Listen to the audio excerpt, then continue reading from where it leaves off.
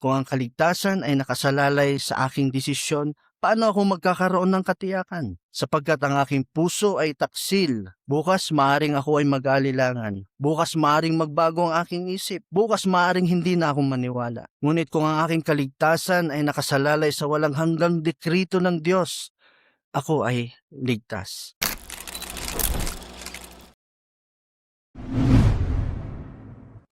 Let's start with a prayer. Samahan niyo po ako, mga kapatid. Ama naming Diyos, dakila at banal, kami po muli ay nagpapasalamat sa pagkakataon na ipinagbukas mo ang oras na ito sa amin upang muli matuto at magbigay ng kalinawan sa amin ang aming mga pinag-aaralan. Hindi po lingid sa inyo ang aming mga kahinaang pisikal, kaya patuloy kaming nagpapasubmit sa iyo, O Diyos, na kami inyong bigyan ng conviction at bigyan ng kakayanang makinig. Sapagkat kayo lamang, O Diyos, ang aming punupuri sa mga oras na to. At sa iyo lang namin pinagkakatiwala ang lahat ng aming gawain. Purihin ka sa inyong kabutihan, alang-alang sa pangalan ni Jesus. Amen. So, kung inyo pong naalala, 2 linggo na po natin pinag-aaralan ang ating tinatalakay sa Kabanata 3 ng ating confession. At ngayon nga po yung ating pangatlo. At mula doon sa ating mga napag-aaralan ay babalikan lang natin dito ay iisa ang dekrito ng Diyos. Hindi sunod-sunod na mga desisyon, kundi isang walang hanggang kilos ng kanyang kalooban na sumasaklaw sa lahat ng bagay. Pangalawa, ang Diyos ay hindi ang may akda ng kasalanan. And then pangatlo, ang ating kalayaan ay hindi nawawala kundi itinatatag ito ng dekrito ng Diyos. So ngayong umaga sa aralin natin ay may mga ilang katanungan na siyang tutulong sa atin para mapapalawak pa natin yung ating diskusyon. And alam ko itong mga katanungan na ito ay mga lehitimong katanungan na maaring isa rin sa mga katanungan ng inyong isip at puso. Ito yung katanungan. Paano naman kaya ang mga taong hindi nailigtas?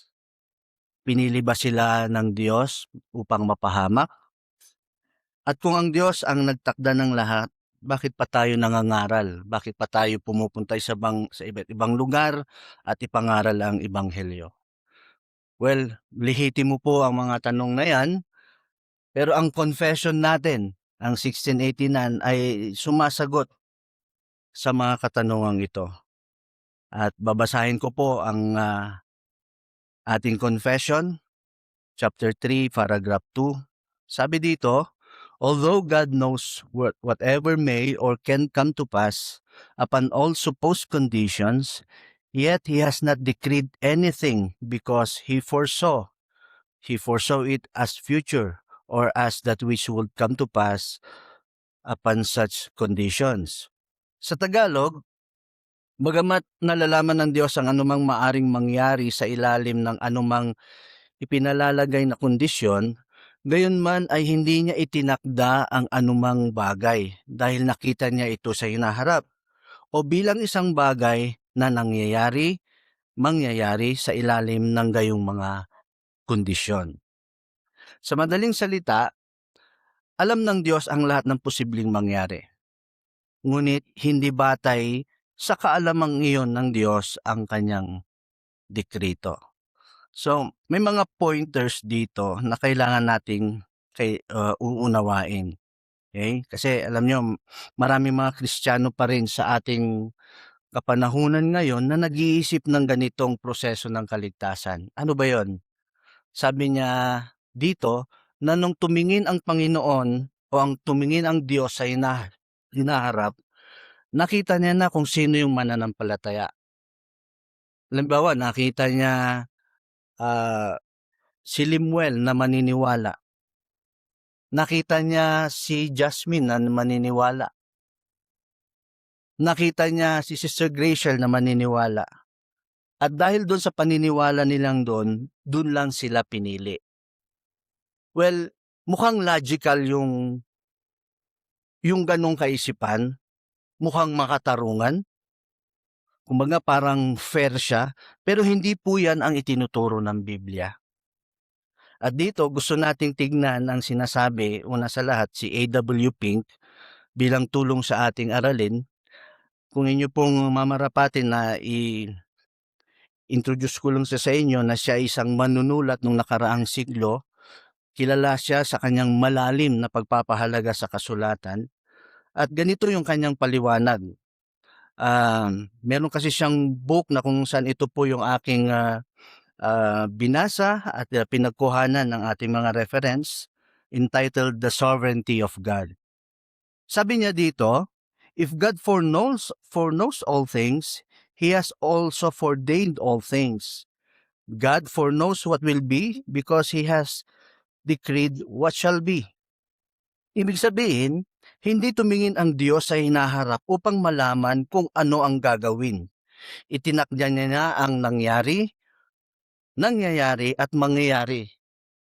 At dahil doon ay alam niya na yung mga bagay na ito. Idinagdag pa ni Pink, for knowledge of future events is founded upon God's decrees. If God foreknows everything that is to be, it is because He has determined in Himself from all eternity everything which will be. So, ulitin ko po para mas malinaw.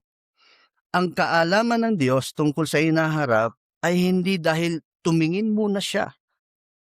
Ang kaalaman niya ay dahil nakatakda na. So, hindi naman po malabo yun, no? God foreknowledge of the future is not the result of Him looking down the corridors of time. His knowledge is the result of His eternal decree. So, dyan sa inyong handouts ay may mga chart tayo dyan. Ang pag-aayos o sa tamang ayos sa common view as sa scriptural proof natin, makikita natin doon, ang mali o ang common view, tumingin ang Diyos sa hinaharap. Pero ang tama at ang scriptural view natin, itinakda ng Diyos ang hinaharap. Ang mali, nakita niya kung sino ang naniniwalang tao. Ang tama, hindi batay sa pananampalataya ng tao kung bakit nag-decree ang Diyos. Pangatlo, pagkatapos ay itinakda niya ang kaligtasan. Pero ang tama, mula sa walang hanggan, itinakda na niya ang kaligtasan. Pang-apat, ang tao ang dahilan ng pagpili. Pero ang tama, ang Diyos lamang ang dahilan. So,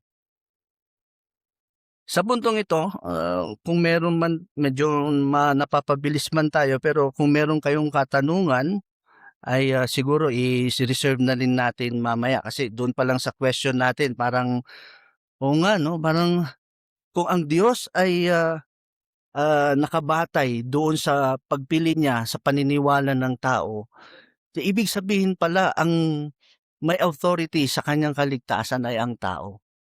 Diba? Parang yun kasi ang kadalasan ngayong tinatayuan ng karamihan sa mga evangelical churches ngayon. At sila yung tinatawag na Arminian. Ayaw kong mag-name drop pero ang mga churches na to ay yun ang kanilang tinatayuan. Pentecostals and even Methodist Church. At medyo nakakalungkot lang na hindi nila nakikita yung kahalagahan ng pag-aaral natin kung bakit tayo ay may confession.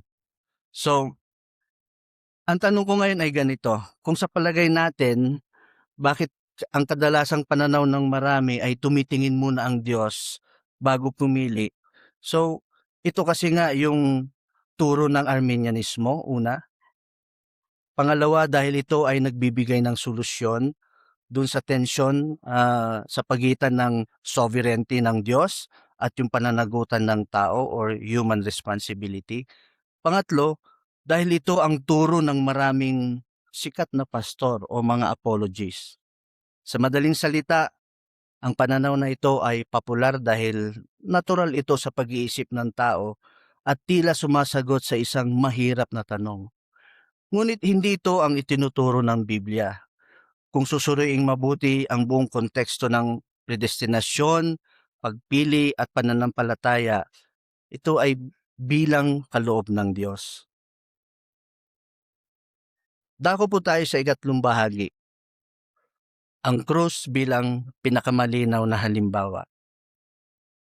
Dito makikita natin kung saan kapwa ginamit ng ating confessions at ni A.W. Pink ang kanilang pangunahing patunay.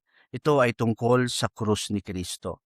Sabi ni A.W. Pink, ito ay kanyang isinulat, Christ as the Lamb was foreordained before the foundation of the world. The Lord Jesus was not delivered up by God for knowing it before it took place, but by His fixed counsel and foreordination. At ito rin ang makikita natin sa Acts chapter 2:23. This Jesus delivered up according to the definite plan and foreknowledge of God. You crucified and killed by the hands of lawless men. Pansinin po natin ang dalawang bagay dito. Una, nabanggit doon yung definite plan of God. Itinakda ng Diyos ang krus, hindi po ito aksidente. Hindi ito pagkakataon. Pangalawa, hands of lawless men. Ginawa ng masasamang tao. Sila ang pumatay kay Kristo. Sila ang may kasalanan. At pansinin natin ngayon kung ating iisipin, hindi tumingin ang Diyos sa hinaharap at nakita na ipapako ng mga Romano si Kristo. At saka pa lamang siya nagtakda. Hindi po ganon. Itinakda na ng Diyos ang krus mula pa sa walang hanggan at ang mga taong gumawa noon, sina Judas, ang mga chief priests, si Pilato, ang mga sundalo, sila ay kumilos ayon sa kanilang sariling masamang hangarin. So wala pong pumilit sa kanila na gawin yon. Now, this is something for us to ponder, mga kapatid. Kung ang pinakamasamang kasalanan sa kasaysayan, ang pagpatay sa anak ng Diyos ay tinakda mismo ng Diyos, nararapat lang na may pananagutan ng mga taong gumawa nito. Pero ito ang tandaan natin, ang lahat at ng iba pang mga kasalanan ay nasa ilalim din ng kanyang soberanong plano. At hindi ginawa ng Diyos ang mga taong yon na puppet. Sila ay kumilos ayon sa kanilang sariling masamang puso. Ngunit ginamit ng Diyos ang kanilang kasamaan upang isakatuparan ang kanyang mabuting layunin. Nawa naging malinaw po sa atin ang tagpong iyon na ating binasa. Para sa ating scripture proofs, tingnan natin mismo ang talata ng Biblia na pinagbatayan ng ating confession. Una, sa Romans chapter 9 verse 11-12, sabi dito, pinili bago isinilang. For though twins were not yet born and had not done anything good or bad, in order that God's purpose according to His choice might stand, not because of works, but because of Him who calls. It was said to her, the older shall serve the younger. Romans chapter 9 verse 11-12. Now, paano natin ito ipapaliwanag? Ang pinag-uusapan po dito ay si Jacob at si Esau. Sila ay kambal, parehong nasa sinapupunan pa lang. Wala pa silang ginagawa. Walang mabuting o masamang ginagawa. Wala pang pananampalataya si Jacob. Wala pang mabuting gawa. Wala pang desisyon na ginagawa. Ngunit sinabi ng Diyos, ang panganay ay maglilingkod sa bunso. So, sino ang pinili? Si Jacob. Ang tanong po natin dito, batay ba sa nakita ng Diyos ay naharap ang pagpili niya kay Jacob? Hindi po, sapagkat sabi nga dito, wala pa siyang ginagawa. O both Jacob and Esau, wala pa silang ginagawa. Pinapatunayan ni A.W. Pink ang kaugnay nito, sabi niya, Known unto God are all His works from the beginning of the world. Acts 15:18, which shows that God has a plan, that God did not begin His work at random. So dito, makikita natin na ang pagpili ay batay sa kanyang sariling layunin, hindi sa anumang bagay na nasa tao. Romans chapter 9 verse 16. Hindi sa naghahangad o nagtatakbo. So then it does not depend on the man who wills or the man who runs, but on God who has mercy. Romans chapter 9 verse 16. Paano po natin ito ipapaliwanag? Kung ang kaligtasan ay batay sa paghahangad ng tao o sa kanyang kagustuhan o sa kanyang pagsisikap, kung gayon ang may kontrol ay ang tao. Ngunit sinabi ni Pablo, hindi. Hindi nakasalalay sa kagustuhan ng tao, hindi nakasalalay sa pagsisikap ng tao. Ito'y nakasalalay sa kahabagan ng Diyos. Isipin natin ito mga kapatid. Kung titignan ng Diyos ang hinaharap para makita kung sino ang magnais manampalataya, kung ganun pala nakabatay sa pagkakaroon ng pagnanais. Yun ang dahilan ng pagpipili ng Diyos. Pero iba ang sinasabi ng kasulatan. It does not depend on the man who wills. Kaya nga mga kapatid, ang pagpili ay hindi batay sa nakikitang pagnanais o pananampalataya ng isang individual. So I hope na malinaw po ulit yun sa atin. Now doon tayo sa Ephesians chapter 1 verse 11. Having been predestined according to His purpose, who works all things after the counsel of His will. Bigyan natin ito ulit ng pagpapaliwanag. Tingnan po natin kung ano ang hindi nakasulat dito sa Ephesians chapter 1 verse 11. So hindi po nakasulat dito according to what He saw in us. At hindi rin po dito nakasulat because He knew He would believe. Ang nakasulat po is according to His purpose. Ayon sa kanyang layunin. Ang dahilan ng predestinasyon ay nasa Diyos mismo at hindi sa tao. Ngayon ang tanong, bakit kaya mahalagang malaman natin ang dahilan ng predestinasyon ay nasa Diyos mismo at hindi sa tao? Well, una, para hindi tayo magmayabang. Dapat nagbubunga ito ng pagpapakumbaba. Pangalawa, para tayo ay magkaroon ng katiyakan. Hindi ito nakasalalay sa ating pagsisikap at nagbabagong desisyon ng kaligtasan. At pangatlo, higit sa lahat, para ang Diyos ay magkaroon ng lahat ng kaluwalhatian. Yan ang puso ng doktrinang ito, ang kaluwalhatian ng Diyos. So diyan meron tayong chart ulit, yung buod o yung summarization patungkol sa ating confession at yung kanyang scripture proof. Although God knows whatever may or can come to pass, ibig sabihin alam ng Diyos ang lahat ng posibilidad. And then, upon all supposed conditions, same chapter, Acts 15:18, kung magkaiba ang kalagayan, alam ng Diyos ang magiging resulta. Romans chapter 9 verse 11 to 12 and Acts 2:23, yet He has not declared anything because He foresaw it as future. So ibig sabihin, hindi batay sa paunang kaalaman ang kanyang pagtatakda. Ephesians 1:11, or that which would come to pass upon such condition. Hindi rin batay sa mga posibleng kondisyon. Now, may mga practical na application po tayo. Una, hindi tayo nag-aaral ng doktrina para lang lumaki ang ating ulo at ipagmalaki ng mas maalam tayo sa ibang mananampalataya.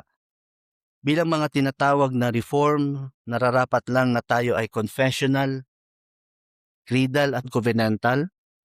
Tama lang na nag-aaral tayo dahil ito ang mga katangiang nagpapakita ng pagbabalik natin sa banal na kasulatan bilang awtoridad natin na mga mananampalataya. Narito ang 4 na paraan kung paano natin gagamitin ang araling ito. Para sa ating application, una, kapakumbabaan or humility. Hindi dahil may nakita siyang maganda sa ating kinabukasan kaya tayo pinili ng Diyos. Wala tayong dapat na ipagmalaki. Sinabi ni Bink, God stooped to one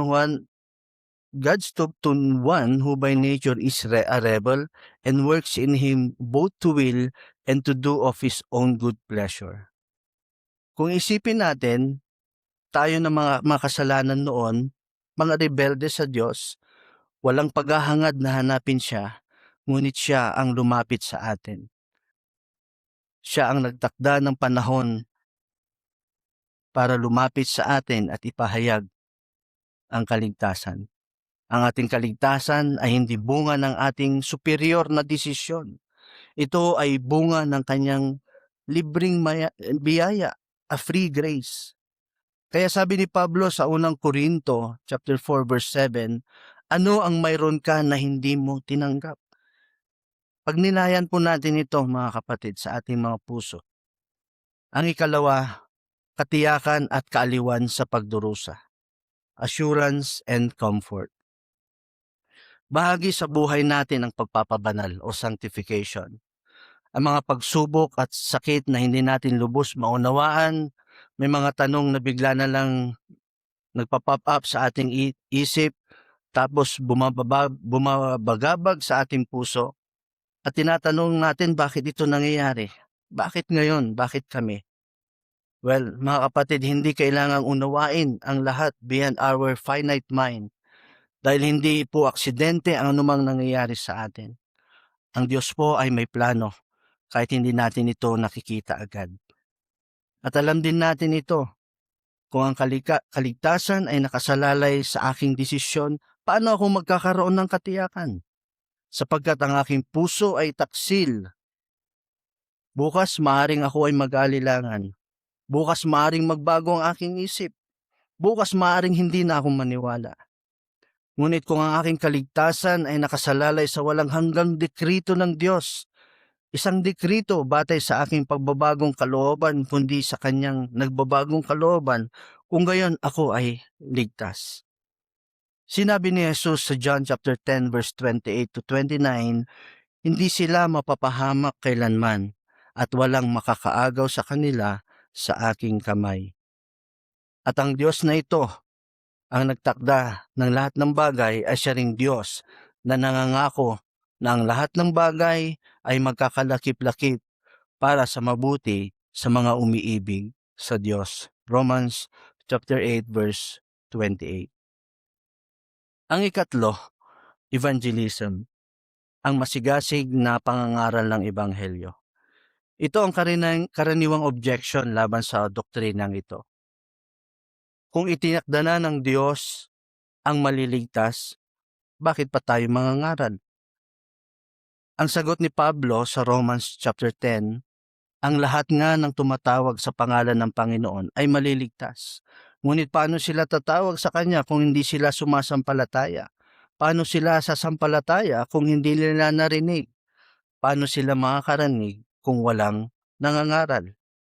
So ang paraan na tinakda ng Diyos upang iligtas ang Kanyang mga pinili ay ang pangangaral ng Ebanghelyo. Ito ang sinasabi sa Romans chapter 10.